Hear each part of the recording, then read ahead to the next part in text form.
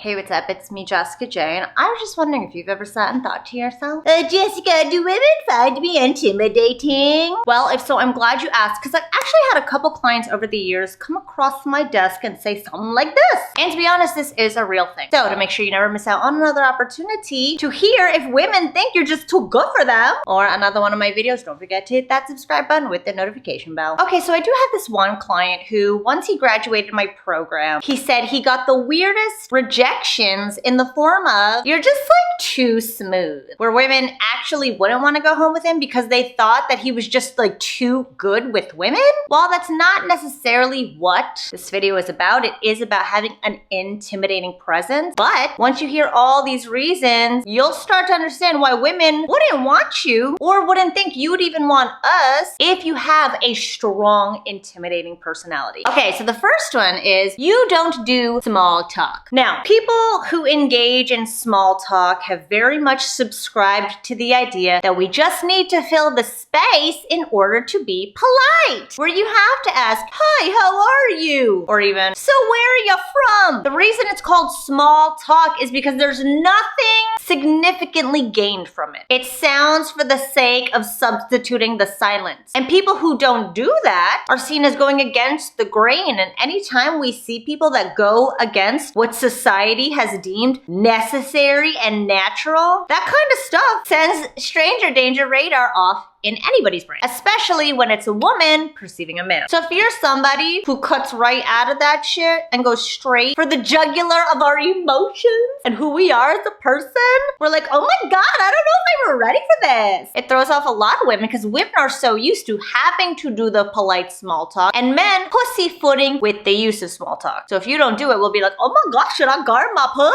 Or give it to him. Which then leads me to the second one, which is saying exactly what you're thinking all the time, whether it's good or bad. So again, it's not normal for people to always say what they're thinking. In fact, that's why comedians are perceived as funny as they are, because they always tell you what they're thinking. However, in regular everyday conversation where you're supposed to perform these niceties, it comes as a shock to our system. Like, oh my God, what do I do about this guy who is not playing the role I'm used to having men play in my life? And this is something we really hone in on in my coaching program, is getting rid of the fucking small talk, getting straight to the significant, and saying exactly what's going on for you in your head, in your shoes, in your body, because that's you. And until she can see you for who you truly are, she's not going to be able to want you aside from any other man out there. And if you know you're not able to just be yourself in conversation in a way that cuts through the small talk and gets women feeling something for you like that, make sure you apply for my coaching program right now at jessicajdating.com/flirting, or click this link right here, or click the link in my bio. Which then brings me to the third one, which is you're not polite for polite's sake. Again, we tend to feel safe around things we expect, things we know. We know that every time we leave our house, people are gonna be polite. We know that people are going to play the role they're supposed to play in society of being nice and cordial and accommodating. In fact, you might even have a reputation for being blunt, for telling it how it is. I don't mean just being a douchebag, I mean just saying what's going on for you. Like telling the waiter you're not very satisfied with your meal, can you try ordering something else? Not calling them pieces of shit because you got exactly what you ordered and you don't like it. But again, standing up for yourself, saying you don't like something or saying you disagree. Anytime people, again, go against the grain of what society says we're supposed to do, it can be very intimidating, and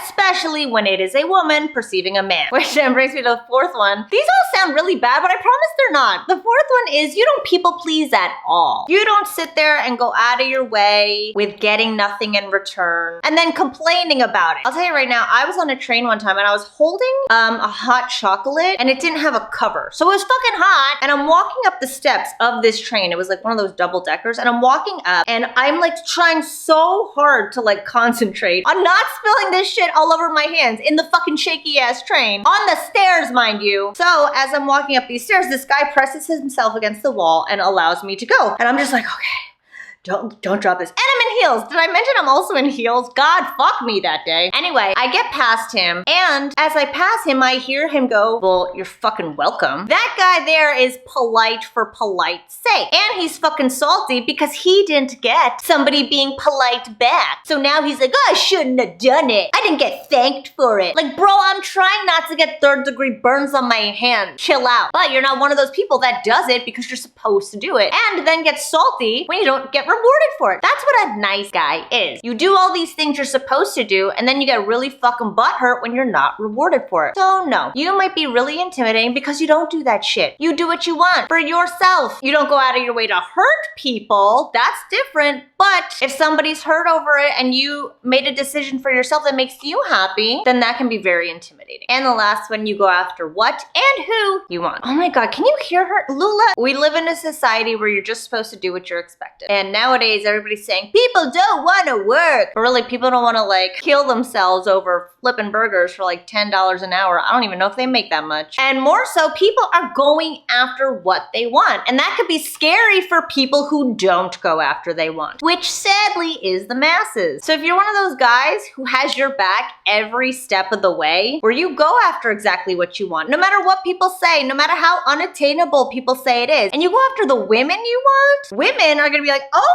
my God, do I even deserve that man? I'll tell you right now, there have been a couple men in my life who always wondered why I always rejected them.